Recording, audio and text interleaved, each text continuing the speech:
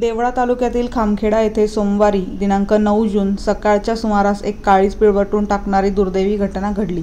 घराच्या अंगणात खेळत असताना पाण्याच्या टाकीत पडून देवांशी आकाश सोजवळ या अवघ्या 2 वर्षाच्या निरागस चिमुरडीचा दुर्दैवी मृत्यू झाला। या घटनेने सोजवळ कुटुंबियांवर दुःखाचा डोंगर कोसळला असून संपूर्ण गावात हळहळ व्यक्त केली जात आहे। खामखेडा तालुका देवळा येथील कोळीवाडा वस्तीतील भाऊसाहेब महादू सोजवळ यांची नात आणि आकाश सोजवळ यांची 2 वर्षीय कन्या देवांशी सोमवारी दिनांक 9 जून रोजी सकाळी 10:30च्या सुमारास घराच्या अंगणात खेळत होती। आई घरकामात व्यस्त असताना ती कधी घराजवळ असलेल्या पाण्याच्या टाकीकडे गेली हे कोणालाच समजले नाही। थोड्याच वेळात मुलीचा आवाज न आल्याने आईने शोध घेतला असता देवांशी घरच्या जवळ पाण्याच्या टाकीत बेशुद्ध अवस्थेत आढळून आली। तातडीने तिला खामखेडा प्राथमिक आरोग्य केंद्रात उपचारासाठी दाखल करण्यात आले, मात्र तपासणी केली असता वैद्यकीय अधिकारी डॉक्टर निलेश ठाकरे यांनी तिला मृत घोषित केले। 2 वर्षांच्या चिमुरडीच्या मृत्यूने खामखेडा परिसरात हळहळ व्यक्त केली जात आहे।